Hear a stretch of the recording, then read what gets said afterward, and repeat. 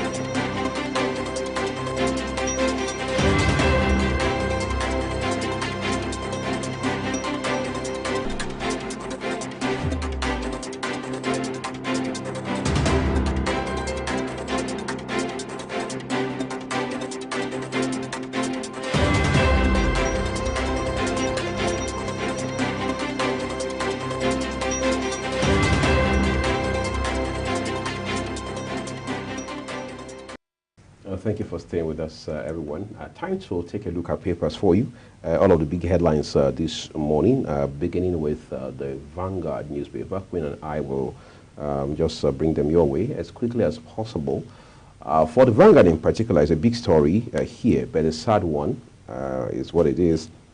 Aftermath of soldiers' killings, bloodbath in Delta, villagers flee, hide in forests. If you take a look at the image on your screen now, you realize that there's almost a truckload, in the manner of speaking, of riders there. Military on rampage, arrests community leader, others over alleged harboring of perpetrators. Troops storm Bayelsa community. What else? Raised buildings, some feared dead. Boriwori visits community. What triggered the bloodbath? Inhabitants. Resort to propaganda by Esekagbe, retired. Okwoma community, callous, totally condemnable. That's according to Army. House soldiers were ambushed, killed in Delta community. Major General Esekagbe, retired. Killing of 16 soldiers by irate youths, unacceptable. Defense ministers. Senate charges security agencies to smoke out undesirable outlaws. Senator Ndume, Rep Balami, mourn Major Danjuma Shafa. NHRC calls for restraint, prosecution of culprits. There will be measured response, injurious consequences for perpetrators. That is the DHQ they're talking. In international politics or in diplomacy, when you hear measured response, you should be concerned, really. But then, because this is military in nature, it says there will be injurious consequences for perpetrators. Of course, that naturally comes with this kind of heinous acts, no doubt about it. But again, let's take a look at some headlines just above the nameplate this morning. Energy crisis. Vandalism, deaths, others hinder 8,000 megawatt supply. That's according to a report, details of which await you on page 24 of today's issue of the Vanguard newspaper. Nigeria doomed without new constitution. That was some strand in the conversation I just had with Dominic Ogaku a few minutes ago. That's according to Ayoku, Adebanjo, Owanchuku, Atta, Sonolu. You can read it up for yourself on page 8 of today's Vanguard. What's more, terrorists kidnap 87 in fresh Kaduna attack. Edo Guba, APC unveils Idahosa running mates. With riders here saying Tinubu predicts victory for APC, presents party's flag to Okpebolo. PDP picks Ogie as Igodalo's running mates. Okpebolo dynasty okays Igodalo's candidacy. That's some sort of irony. All right, one candidate in a particular political party endorsing the candidacy of another candidate in another political party. That's an interesting thing. But we'll wait for September 21st when election will happen in that state and see what happens with regards to the ultimate result. Sanu Nasu ground varsities over withheld salaries. Undersea cable cuts. Service now restored. Telcos NCC confirm on page 8 for Doubting Thomases. You can look that up on page 8. Okay, let's see. African Wrestling Championships. Nigerian wrestlers go gold wire in Egypt. So yes, it's better to go gold wire than to go haywire. That's a good thing to know. Nigeria is on the map again for the right reason. All right, let's turn to the next one. The next paper happens to be the Guardian newspaper. And on the front page of the Guardian newspaper, we have just underneath the nameplates, inflation and rising construction costs. Low middle class defer home ownership plans for food. That's on page 5 of the Guardian newspaper. We also have court convicts 5 for murder, kidnapping in Rivers. Settle Nasu, SANU members urgently, NLC tells government, and looting depicts misrule, misery and decadence in society. Tinubu meets Edo APC chiefs over state crisis. Sanwo-Olu, ex-governors, others calls for new constitution. Also, terrorism. Ohanaeze cautions Tinubu as gunmen abduct dozens in fresh Kaduna attack. Implementation hurdles for copious provisions in new Electricity Act. And though we have metering gaps remains despite 273.3 billion naira loan to discos for meters and others. I think that's all we have for the Guardian newspaper. Our next paper is the Nation newspaper. Yes, the Nation has a lot of stories. But you see, Queen, that's a headline about metering and the issues around it. You know, it's very concerning because when you look at it, you realize that, metering has just become what you want to call a recurrent decimal. It's not going away and doesn't look like it's going away anytime soon because we see politics around it. Of course, we understand there's an economic element around metering. People have to apply for it. People have to pay for it, whether you're paying one-off or you're paying in installments. But then it's amazing how we have people a good number of them across this country who have paid for meters, some of them years ago, and they still don't have meters. And you're wondering what exactly is happening. And then they continue to be billed based on some assumed assessments. And you hear things like, well, the bill we sent to you is based on the average consumption in your area, you know, and things like that. So it's quite an interesting thing. But then I'm sure that's not a conversation we can have this morning. Let's turn to the Nation for you and see what stories we have there, beginning with stories from above the nameplates for you. One, here has a picture of former head of state, Abdul Salami. Let me see. Okay, that's not Abdul Salami.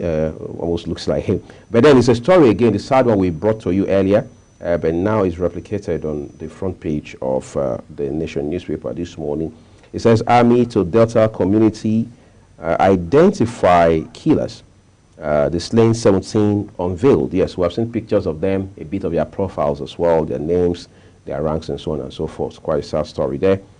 86 abducted in Kaduna, Edo 2024. Okpewolo, Idahosa get Tinubu's backing.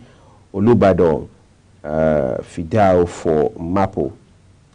Services affected by undersea cable cut restored, says NCC, after sacking 12 more CBN directors to go. One paper yesterday, or was it the day before, referred to them as Emefiele directors.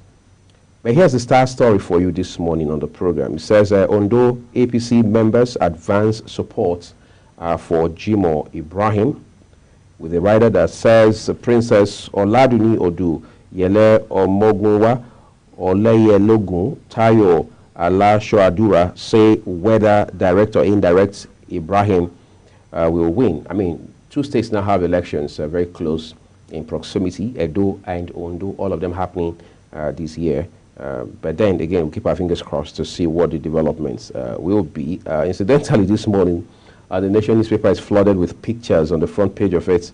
Of course, is a picture of the group, the APC group, that visited one of its aspirants for the 2024 governorship election in that state, Jimoh Ibrahim, who is currently a senator. So let's bring you our last paper this morning.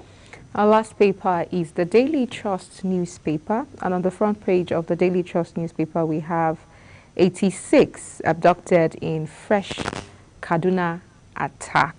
Like we see in the Guardian newspaper, it was reported that there's a fresh attack in Kaduna State. This just goes to tell you that these attacks are becoming more frequent, on the rise. And the last time we heard that there was a closed-door meeting between the president, which the president was in attendance, alongside other service chiefs and governors, you know, to discuss these rising frequent attacks by bandits and insurgents.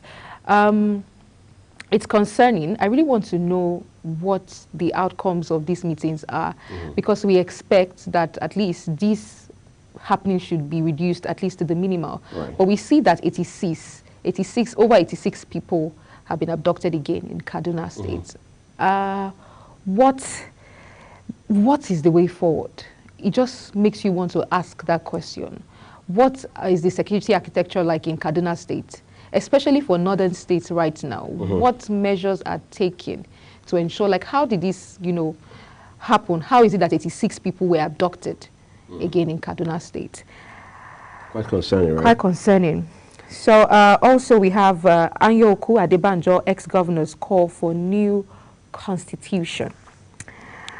Undersea cable courts, undersea cable courts, business owners count losses, services restored. SANU, NASU ground activities adversities, NLC to join action. The riders, there are riders for the big story on the Daily Trust where we have 86 abducted in fresh Kaduna attack. It says 73 cattle rustled in Plateau, bandits taking over farmlands, southwest farmers. These southwest farmers are saying that bandits are taking over their farmlands, and defense chief alleges plots to cause mayhem. Lastly, no reprisal attack over troops killing, says the military. There are other stories. NAPTIP arraigns Alliance Hospital staff over organ trafficking. Courts injunction stopping swearing of Plateau APC lawmakers. Governor's aide. Gaza now world's biggest open-air graveyard, says the EU. Now for this story, I just want us to go back to the NAPTIP arraigning Alliance Hospital staff over organ trafficking.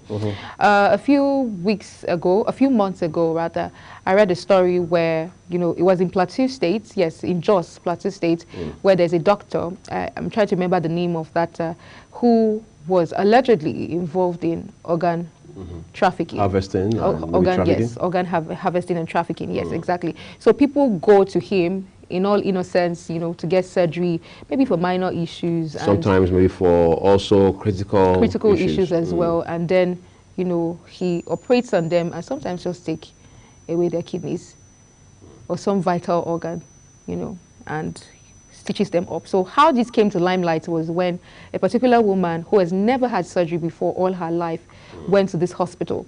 And she's never been to any other hospital to be operated on, after that surgery with him, and before the surgery with this particular doctor. So she went to the hospital, she got surgery done, and after that, after a period of time, she discovered that, after healing, the healing process of the surgery, she discovered that she began to experience she began to fall ill frequently. She would fall ill frequently, not knowing what was wrong with her. She had, she would go back to this same doctor. Now, this is the sad thing. She would go back to this same doctor and he would, give her pain reliefs, prescribe, because this is the only doctor that she feels that she's comfortable going to take medication under or going to get treatments from. So she kept going, I think, for over a year, so he has been giving her pain relief and all of that, only for her to visit another hospital where she was done, a proper checkup was done on her, and it was discovered that one of her kidneys is not, she's not with one of her kidneys. She has just one kidney. And there was no valid explanation for how that happened. Except for the fact that... She would have to go back to that same doctor to say, well, you are the only one out. Yes, and that was how, a lot of people who had surgery from that doctor started, going for proper checkup elsewhere and discovered that, for most of us that have had surgery here, in fact, it was in the papers that if you've had surgery here, you should go get checked elsewhere, so that to find out if your complete organs are, intact. And so people started coming out to say that, I had surgery here, and right now, as I have gone for checkup, I can see that I only have one kidney. And so this woman's story brought to limelight the deeds of this particular doctor. So this story here in the papers just made me remember that incident that, and I begin to wonder, because it makes me wonder, like, how did we get here? How do people who entrust, people trust you that much and trust their life to you as to want to have surgery done under you, and then you do this sort of, mayhem. So sad. It's really sad. You see, again, it goes to a couple of factors. First of all, you're looking at regulatory oversight, right? We understand you have the Medical and Dental Council of Nigeria, MEDCAN. They have a very fundamental oversight responsibility all right, in this regard, right? You have the NMA, the Nigerian Medical Association. Yes, it's an association, but then they also have a very important part to play in all of this. Let's not even talk about the fact that everybody who has been licensed to practice as a doctor in this country has been subjected to what you call the Hippocratic oath that doctors take.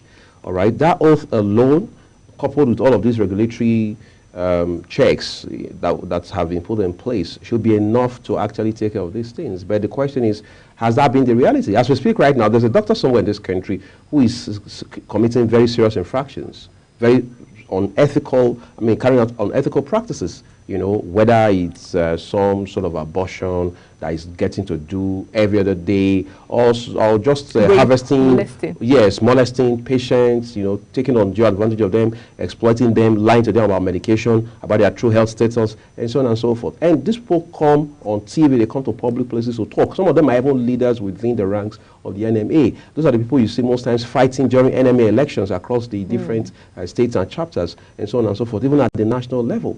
All right, so, but again, that doesn't take away, it doesn't discount the fact that we have very fine doctors across this country who practically, in some cases, put their lives on the line just to get to save lives. Doctors who, I know a doctor, for example, who has a clerical call on his life. He has a very serious clerical commitment. At the point, he had to resign that just so he could face his medicine squarely. We have doctors like that, but we also don't want a situation where doctors with criminal intents will now make a mess of the good work, the great work being done by all of those other doctors who know the reason they went to med school in the first instance and are in society to make a difference for the better. True. So I think, would that be all of the headlines from the... Yeah, and that's all of the headlines for the daily chores. Right. Most of these issues, Queen, are still, they are still developing issues, and we'll continue to follow the conversations for you right here on Global Morning and all our other talk programs. But remember that the views of our guests on all of our programs are their opinions, and Global TV has no opinions to share in all of these discussions. Queen Agaba, it's always a delight to have you on the program. Always a pleasure. Queen is looking great, isn't she? She needs to take a picture of herself after the show. I should. Thank you. We'll see you guys again. Bye. Bye.